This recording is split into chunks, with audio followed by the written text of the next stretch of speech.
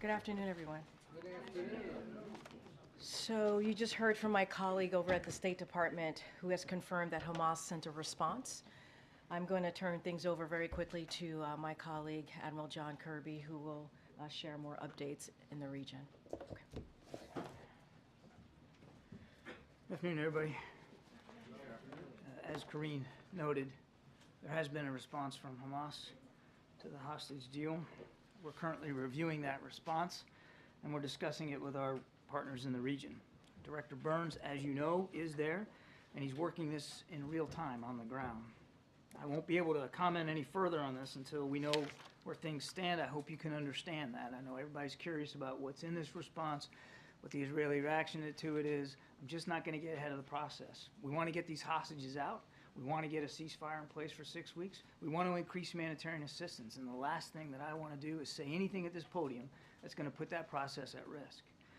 Regardless, as we've said before, we still believe that reaching an agreement is the absolute best outcome, not only for the hostages, but for the Palestinian people. And we're not going to stop working to that outcome. Now, as you know, the President talked with Prime Minister Netanyahu this morning. The call lasted about 30 minutes and was constructive.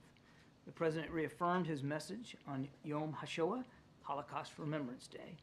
The two leaders discussed the shared commitment of Israel and the United States to remember the 6 million Jews who were systematically targeted and slaughtered in the Holocaust, one of the darkest chapters in human history, and to forcefully act against anti-Semitism and all forms of hate-fueled violence. Now, of course, the two leaders spoke about our efforts to secure the hostage deal, including through these ongoing talks today. During the call, at the President's urging, Prime Minister Netanyahu agreed to ensure that the Kerem Shalom crossing is back open for humanitarian assistance for those in need.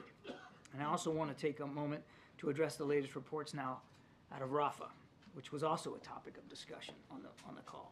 I'll reiterate again that we cannot and we will not speak for IDF operations, but we've made clear our views about operations in Rafah that could potentially put more than 1 million innocent people at greater risk. During his call with Prime Minister Netanyahu, the President again made this clear. He also made clear that we continue to believe that the hostage deal is the best way to avoid that sort of an outcome while securing the release of those hostages. And as I said, those conversations continue. Just one more thing. President Biden hosted His Majesty King Abdullah II of Jordan for lunch at the White House. That probably wrapped up here just recently. They discussed the strong partnership between the United States and Jordan. They also spoke about the situation in Gaza, of course, including efforts to secure the hostage deal and to get more humanitarian assistance into the civilians of Gaza. Now, we're going to have a more detailed readout of that conversation here very, very soon. Just don't have it right now, but you'll be seeing it shortly. Thank you. As far as you can tell, which proposal did Hamas accept? I'm not going to get into that, Steve. And is the issue over how long a ceasefire would last? Again, you're asking me for the parameters around the response and the deal itself, and I'm just not going to do that. Lastly, Israel has called on people in Rafah to evacuate. Does that presage a full-scale assault? What are we seeing? As I said in my opening statement, I'm not going to speak for IDF operations or their military intentions and plans. They should be the ones to answer those kinds of questions. What I can only reiterate is that we've been consistent, and the President was consistent again this morning, that we don't support ground operations in Rafah that would put the majority or even any of the civilians there at any greater risk. We want to see their safety and security allowed for and factored in. Noting your caveats at the top, are you able to say whether Hamas was agreeing to something that had been discussed over the last several days? Again, without getting into the details of it, and Director Burns is still talking to partners about this, there have been ongoing negotiations and talks here for weeks, and the director traveled recently to see if we can't bring this thing home. And again, without speaking about the details of the response by Hamas, I think it's safe to conclude that that response came as a result or at the end of these continued discussions that Director Burns was part of. And when do you think you'll have a better sense of what is happening? When will you get a readout from Director Burns? Later today, early tomorrow? I don't know. The President has been briefed on the response. He's aware of where the situation, where the process is. What you're asking me is like, when are we going to get like a final, What is the answer? Final table slap here. There's a process that has been worked in the past and will be worked this time. You get a response by Hamas. We're going to have to evaluate that. We're going to see what's in it. Certainly, the Israelis must have a chance to look at this and to evaluate it. And Director Burns, as we speak, literally as you and I are talking, are having these conversations with partners in the region. It would be great. I'm sure we'd all like to have an answer as soon as possible, but I just don't want to get ahead of that process. And a quick follow-up on the readout. When do you expect the Karine Shalom crossing to reopen, or is it already reopened? It should be open very, very soon. Prime Minister Netanyahu committed to opening it on the call this morning. So at 2:30, is it open? I don't know. But he assured the president that it would be reopened. It had been closed for several days. And one more. Cindy McCain, the executive director of the World Food Program, said over the weekend that northern Gaza is in a, quote, full-fledged famine. Is that the assessment of the U.S. government as well? The UN has not declared a famine in Gaza writ large, but I don't want to understate the degree of need here and the dire situation that so many people in Gaza are in, particularly with respect to food and water. So it is not a great situation, clearly, and that's why, again, we're working so hard to get this deal in place so we can keep that humanitarian assistance up at a higher level. I understand you don't want to get into the specifics here, but is it your understanding that this is Hamas's final offer? I mean, is there still room to negotiate here? I think it's going to depend on our evaluation and the Israelis' evaluation of the response and where we go from here. And as Steve mentioned, the Israelis are already warning people to evacuate Gaza. If they do go through with this operation, is the U.S. willing to consider putting limits or conditions on aid to Israel? I won't get ahead of where we are right now, Mary, in the process here. And I'm certainly not going to speak to hypothetical operations that haven't happened yet.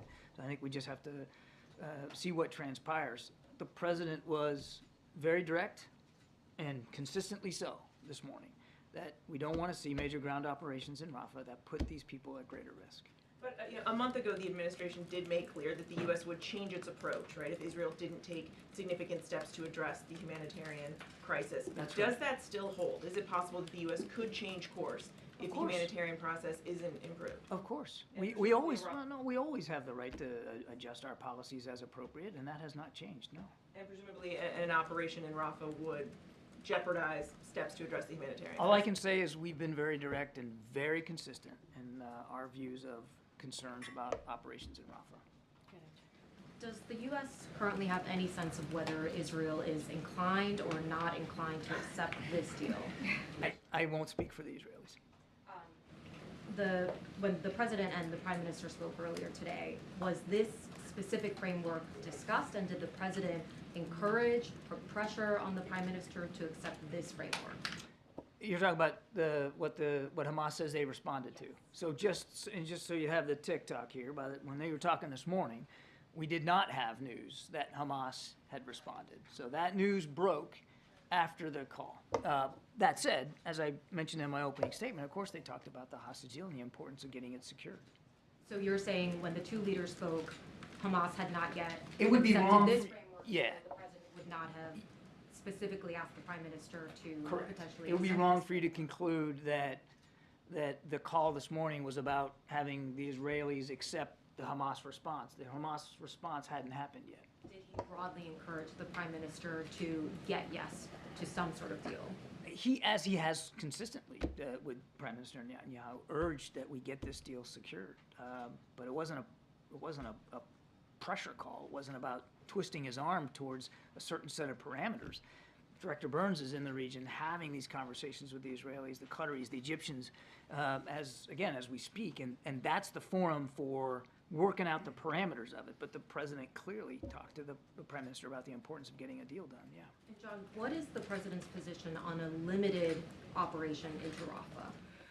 I don't think I can answer it any differently than I did with Mary. We've been very clear that we don't support a major ground operation in Rafah. Operations in general that put at greater risk the more than 1 million people that are sheltering there. And the question right now is a hypothetical. I mean, we're aware they drop leaflets. We're aware that they're warning people to evacuate. I let them speak to their operations and to their intentions.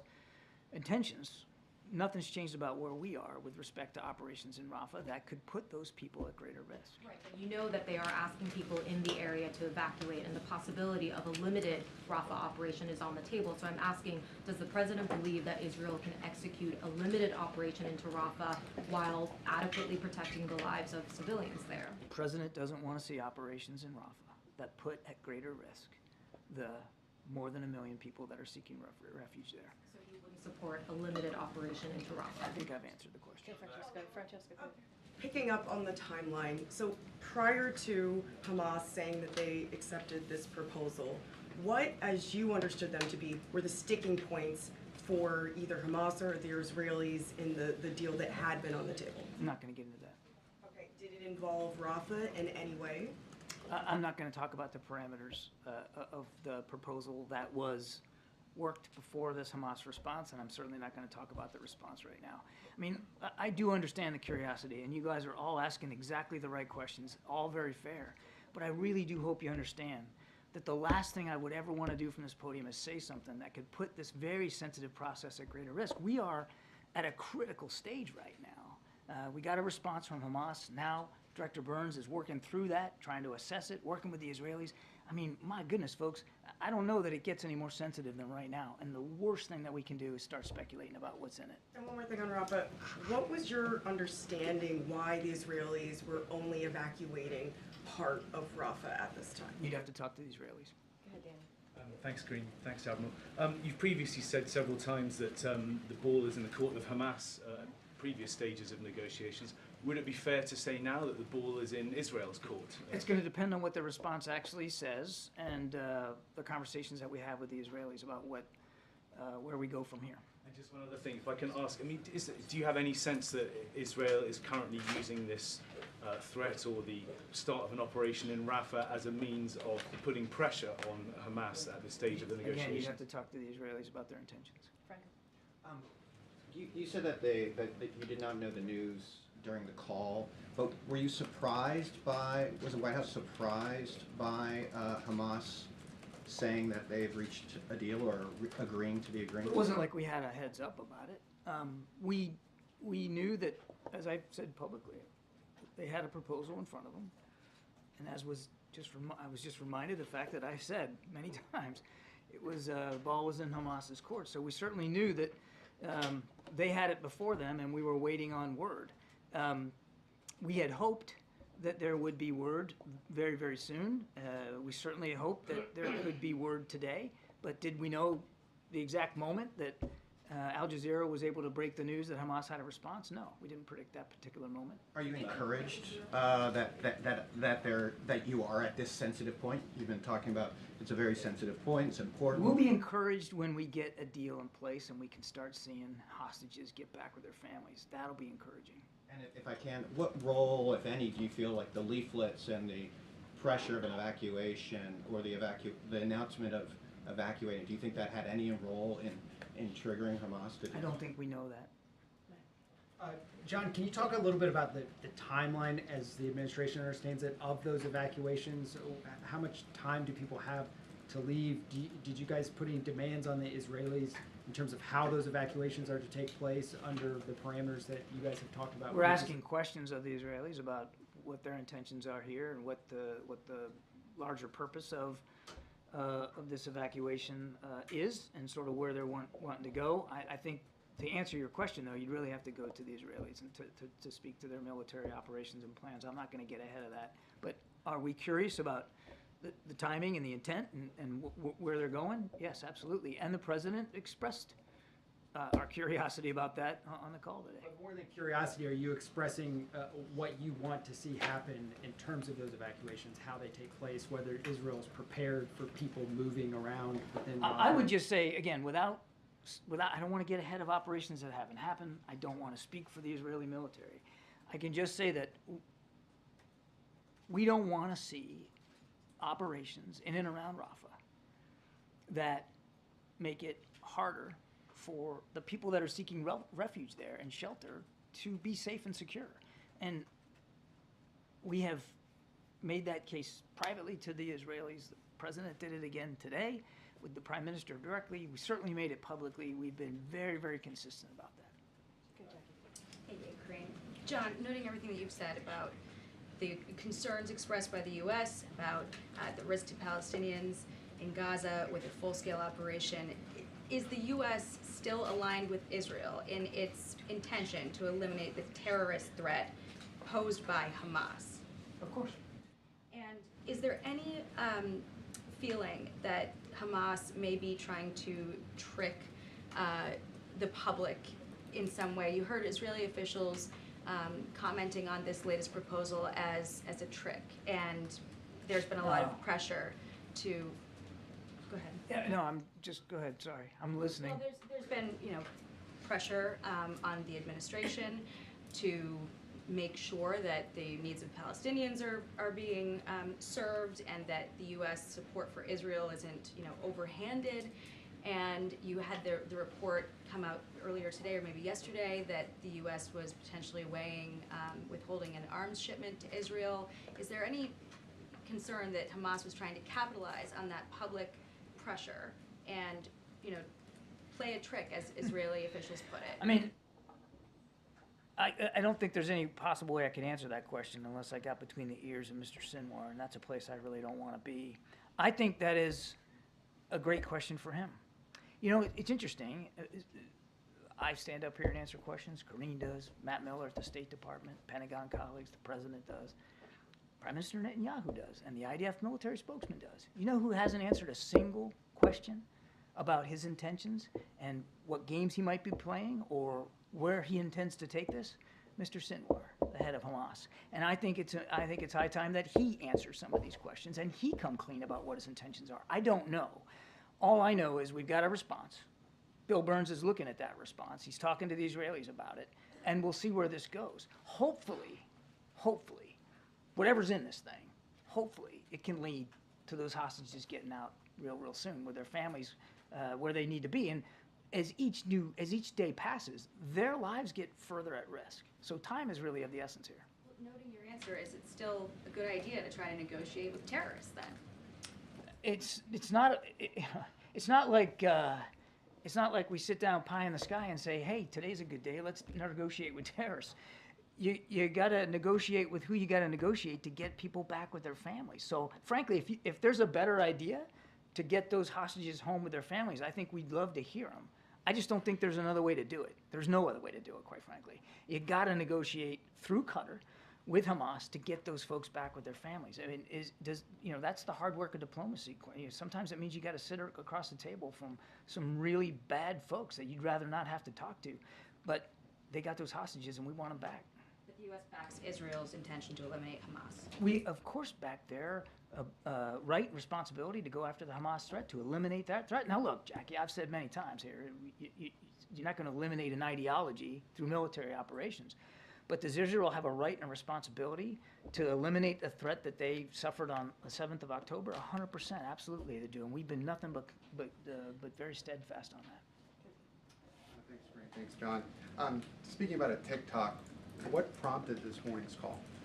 I think you've heard me say many times, they talk as appropriate. And given where we were in the hostage deal negotiations, given where we were with humanitarian assistance and Kerem Shalom being shut down for several days, certainly given where we were with expectations in Rafah, this made all the sense in the world for today to be the day that the President and Prime Minister Netanyahu speak. But when exactly was the call set up? Was it this morning? Was it yesterday after the rocket attack that killed the 3 Israelis? Or what? I would tell you the initial planning for the call took place late in the weekend, is about what I'd say.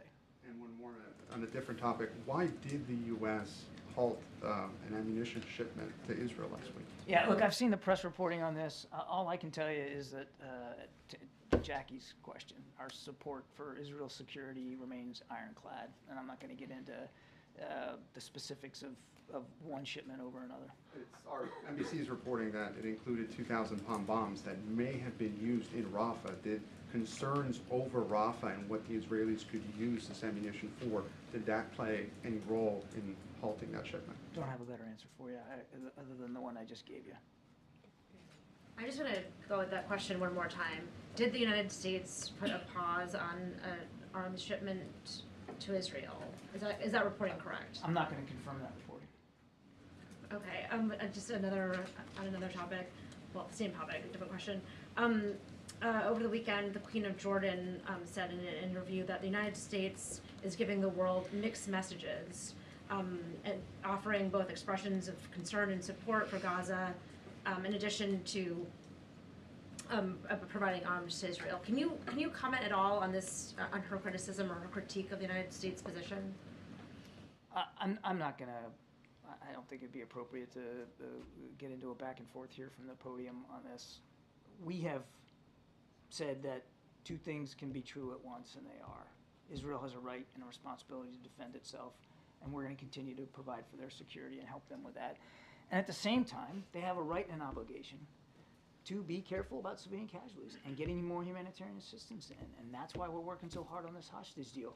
And that's why the President and the United States continue to lead the world in terms of actually making a difference in that outcome, making life better for the Palestinian people. No other country is doing more than the United States to try to increase that assistance and get this ceasefire in place. And just really quickly, the Israelis stopped broadcast of Al Jazeera over the weekend. Can you comment on whether that's an appropriate action for a United States ally? We don't support that action. As we said very clearly on World Press Freedom Day on Friday, I know Karine talked about this, the work of independent journalism around the world is absolutely vital. It's important to an informed citizenry and public, but it's also important to help inform the policymaking process. So we don't support that at all. And did the President bring it up at all in his call? The focus of the call was on the hostage deal and on Rafah.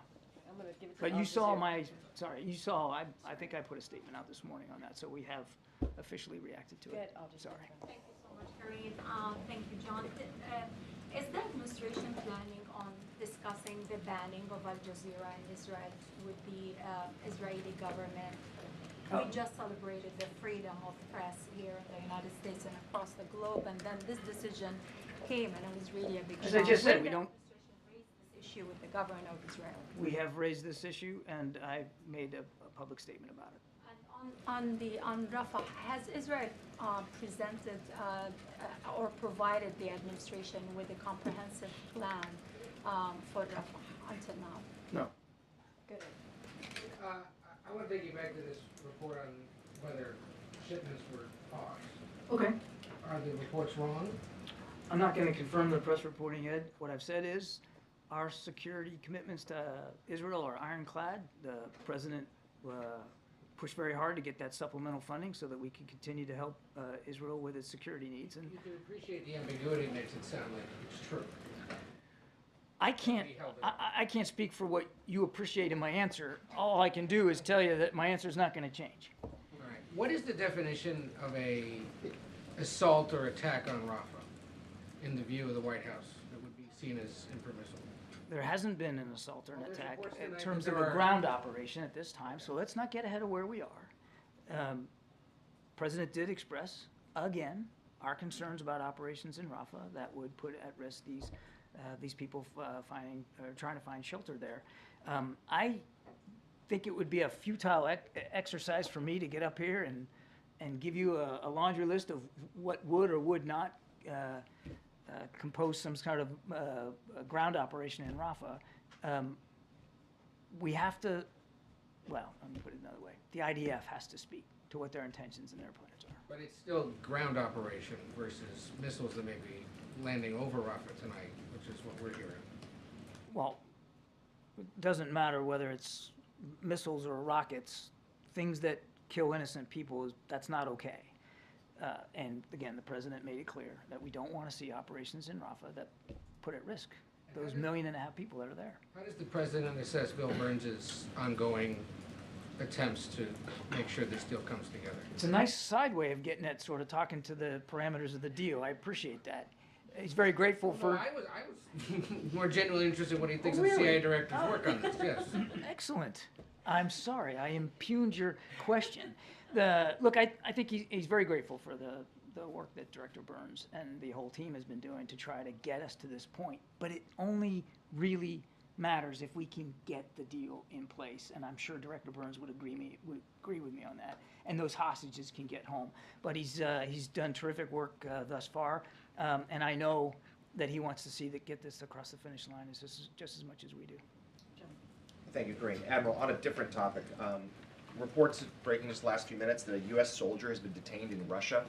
This apparently happened in the last few days. The reporting is he had been stationed in Korea, traveled to Russia on his own. He's been accused of some sort of theft.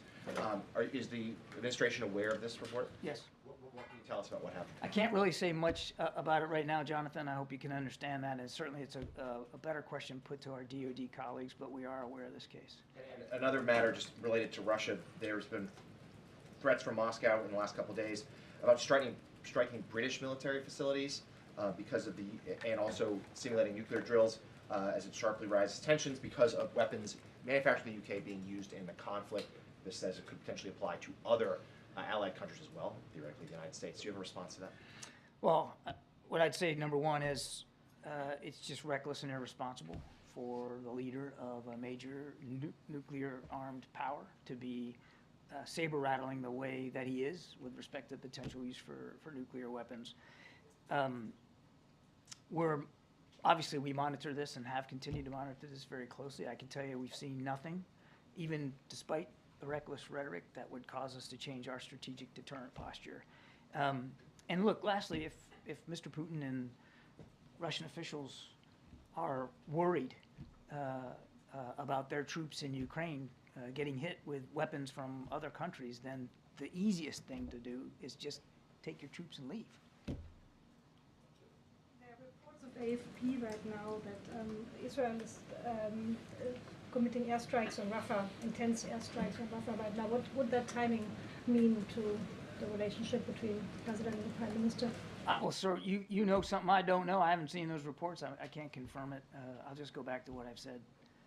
I don't know, half a dozen, if not more times today. We don't support operations in Rafah that put people at greater risk.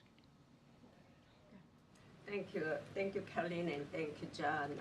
I just wanted to make it clear that regarding the limit on the refined petroleum provided by Russia to North Korea, the annual refined petroleum limit under UN sanctions against North Korea is 500,000 barrels.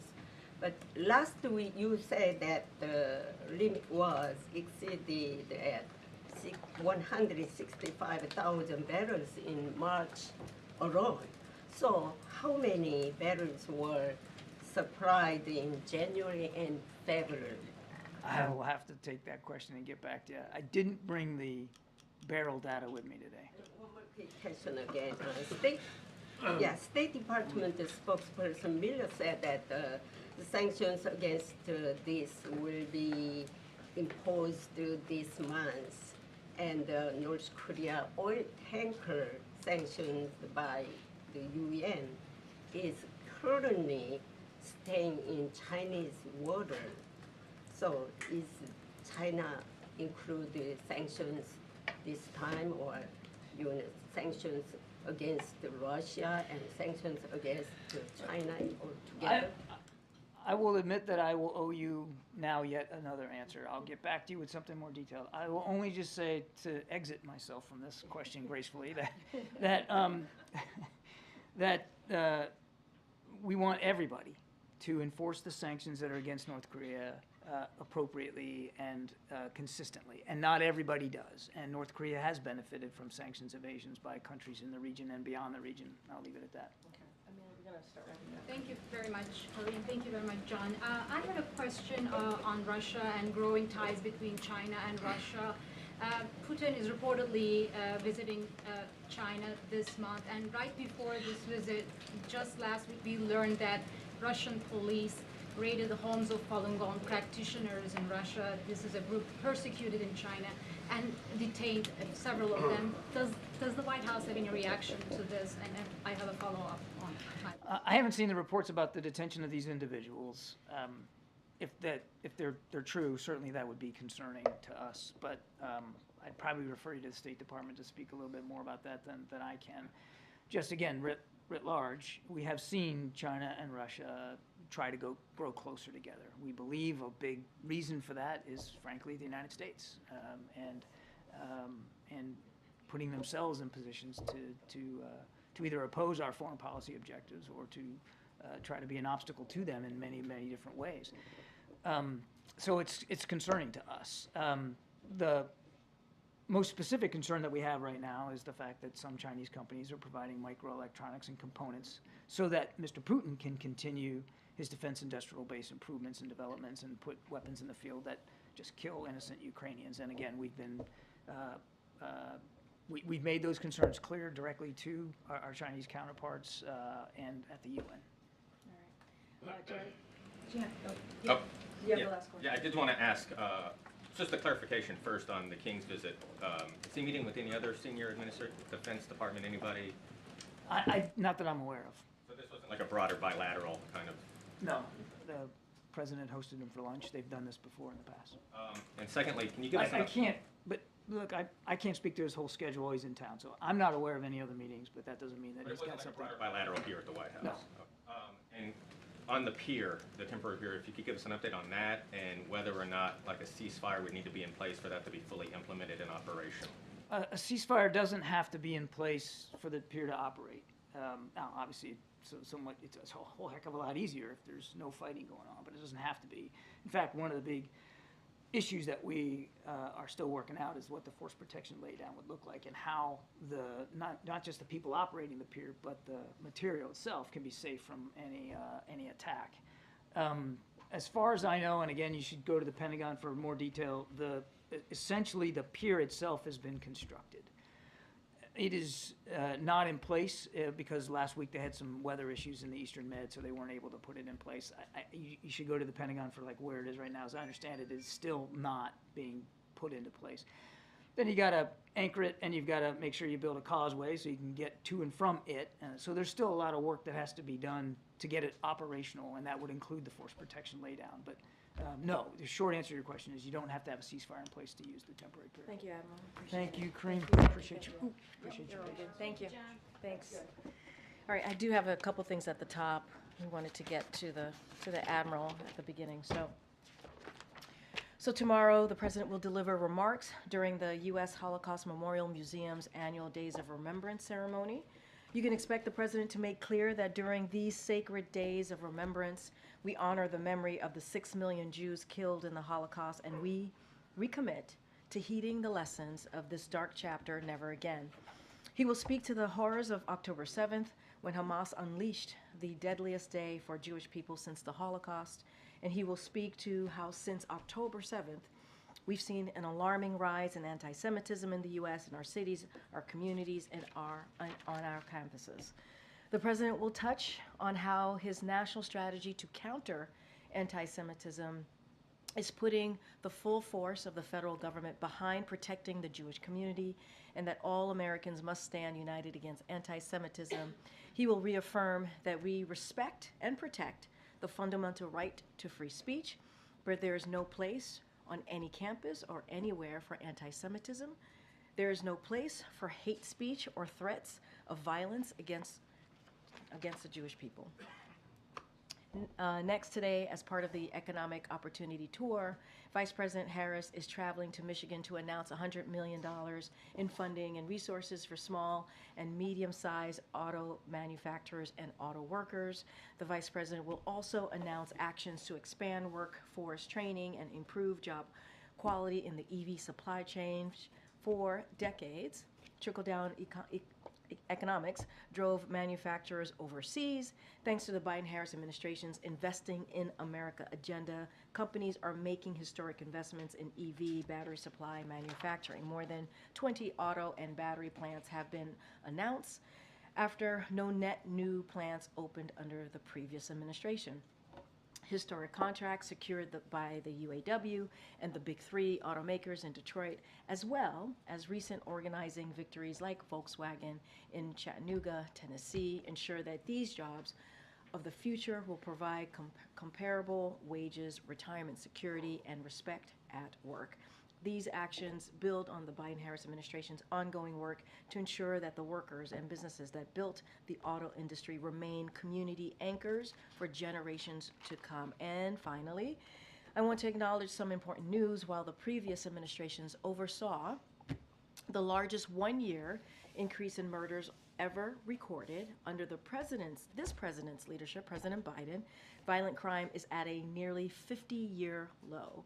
Thanks to the extraordinary efforts of law enforcement and community leaders, Americans are safer from violent crime today than they were a year ago. Violent crime declined across every category in the first quarter of 2024, and murders are down 17%. Let me be clear here, this reduction in crime is no accident. President Biden and his administration are taking historic action to make our communities safer and give our law enforcement officers the tools they need to protect and serve. We are stopping the flow of illegal guns and making the largest ever federal investment in fighting and preventing crime through the American Rescue Plan, which every Republican in Congress voted against. But we can't stop now. Through the Safe America Plan, the president is calling on Congress to invest $37 billion to support law enforcement and crime prevention. Every family deserves to live in a safe community. With that, Songmei. You had another school, Columbia University, announced this morning that they're canceling commencement ceremonies. I'm wondering if the White House is concerned that the situation on college campuses is not calming down despite what the president said last week. So I want to quote what the president said from last week as you laid that out for me. And here's a quote: "Peaceful protest in America, violent protest is not protected. Peaceful protest is. It's against the law when violence occurs. Destroying property is not a peaceful protest. It's against the law. Vandalism, trespassing, breaking windows, shutting down campuses, forcing the cancellation of classes and graduations. None of this is a peaceful protest." And it is unfortunate that a small group of people went too far and cost their classmates this important event. We've talked about it many times from here.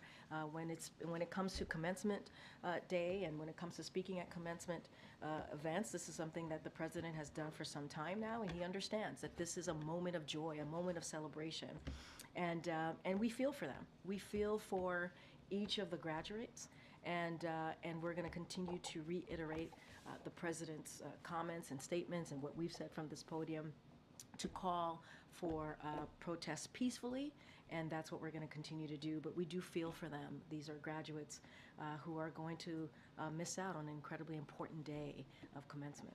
Quick follow-up: does the White House anticipate any issues, or how are you preparing for any potential issues when he delivers the remarks at Morehouse later this month? So look, I'm not going to get into, I'm not going to speculate on what might happen, might not happen. Obviously, when it comes to any type of when it comes to events and security, that's something that Secret Service obviously is going to deal with and figure that out on their end. But I'm not going to get into speculate from here. I'm just going to reiterate what I just said about how the president truly enjoys doing commencement speeches. He understands how important, not just for the graduate, but the families and the loved ones that are there to celebrate a really, truly important day. And so that's what we're looking forward to. As you know, the president's also going to go to West Point and honor those who serve to protect our country, and we'll continue to do that, obviously. And so that's what he's going to look forward to, really being there for the graduates and lifting them up in this moment. Thank you, Karine. Congressman Ro Khanna said that the president should and will be out visiting these campuses amid the protests. Is there any plan for him to get out there and talk to students right now? Okay. And then separately, GW's president has called for Metro Police in D.C. to intervene to dismantle what they've deemed an illegal encampment. And D.C. police have so far refused to respond to that call. It's happening in the president's backyard. Is there any reaction from the White House on what should happen?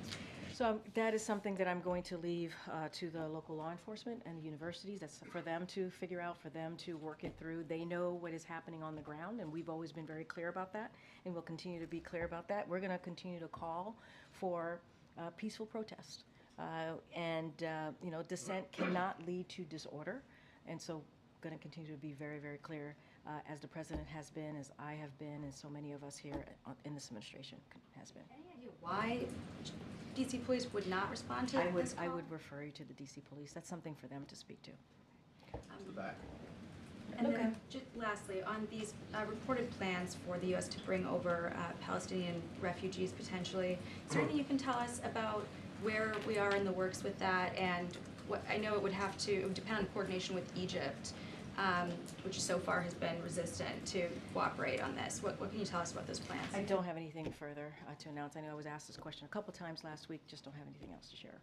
The speech tomorrow, is it a broad brush speech, or will he get into some of the specifics of the Gaza conflict? I'm not going to get ahead of the president too much. Obviously, it is a day of remembrance. You know the term. We, as I just stated at the top, never forget or never again. And so certainly the president will talk about that day and how horrific it was for the Jewish Americans, Jewish community. I just don't want to get too far ahead, but obviously it's an important day for not just Jewish Americans, but Americans more broadly. Thanks, Karine. Given the key role that Jordan has played over the last several months in the Middle East, especially on humanitarian aid, and the day's developments, there was obviously a lot of news value to the King's visit today. Why didn't we see the President and the King together for a photo op? Why was that close press? So look, we try to do everything that we can, obviously, to give you all as much access, give the press as much access. It is sometimes the visiting country, they have their own requests, and we try to certainly accommodate their request as well. And so, look, we will try at every turn at every of these events to make sure that there is press access. In this particular instance, it was a private lunch, and we try to also accommodate the visitors that come here as well. The King did not want to do anything on camera. I would leave it up to the King and his team to speak to that, but again, we try to also accommodate the visiting country as well. And if there's any news from the Israeli side on this, where things stand, should we expect to hear from the President today or this evening on this? I don't have anything of note or any changes to the president's schedule at this time. Obviously, if there are any changes, you all will be one of the first, if not the first, to know. I just don't have anything at this time. The president was going to speak tomorrow, so stay tuned. Okay, go ahead, Annie. Thank you. I just wanted to go again at the speech the president is giving tomorrow. I mean, just given the context in which he's giving it, where there's 34,000 people have died in Gaza. He's going to be talking about never again and a genocide, and he's protested almost everywhere he goes. With that moniker of Genocide Joe, and it's I'm just wondering, how is he going to sort of thread the needle of addressing a genocide that happened quite a while ago, while there are some people who are saying that there's one happening right now that he bears some responsibility for. And I understand that that's not the view of the administration, but it's still a very tricky line to walk. And I'm just wondering if you can share any sort of thought as to whether he may be trying to send a subtle message with this speech at all, or if there's any sort of nod to the broader context in which the speech is being So I'm going to let the president speak for himself. I gave a broad stroke of the day and how important it's going to be for the president to speak on this day of remembrance, the ceremony. So just going to be really mindful there. On your broader question, look, the president understands that this is an incredibly painful time. And we have said that over and over again, and we understand that. And he also respects the right of all Americans to peacefully protest. And also with the understanding and the knowledge of having those conversations, those sometimes really tough conversations with community leaders. And we have done that on the White House. You've heard from senior White House officials, or you've heard us talk about senior White House officials going across the country having those conversations with Muslim leaders, Arab leaders, Palestinian leaders in talking through this painful moment. And I would also say that this is why this hostage deal is so important. This is why we continue to work around the clock. This is why Director Burns is there, continuing to meet with partners in the region to try to get to this deal so we can get that all-important humanitarian aid, get that ceasefire that is much needed, and also make sure that we get the hostages home, which also American hostages are part of those hostages, and we need to get them home to their loved ones. So that's what we're going to continue to do. The president will speak for himself tomorrow, so I would say tune in, listen to what he has to say. But we understand how painful this is for many, many communities across this country. Thanks. Input from any of those communities that you mentioned, like as he's been sort of wrestling with the speech and working on it, have any of those communities had any input into what Look, you should say or what to? I can't speak to that question about input from communities, but the president understands how important this moment is. And I would say this is a president that tends to meet the moment when it comes to speeches and remarks like these. He understands what's going on, has his fingers on the pulse as far as what people are feeling. And so just not going to get beyond that, and I would say tune in. Go ahead, Gabe. Just really quickly, what's your response to Kristi Noem's comments implying that commander should be put down? Look, you know, when we learned last week, obviously like all of you in her book, that she killed her puppy, you heard me say that was very, very sad. We find her comments from yesterday disturbing. We find them absurd. And here, this is a country that loves dogs. And you have a leader talking about putting dogs down, killing them. And that's a disturbing statement to say. I would say to her is she probably should stop digging herself in a hole. Thanks, everybody. Where is Commander now? Oh. So Commander, we said this back in the fall, Commander is living with family members. Where? Delaware? In Delaware, yeah, Delaware, yes. We said this before. All right, thanks, everybody. See you tomorrow.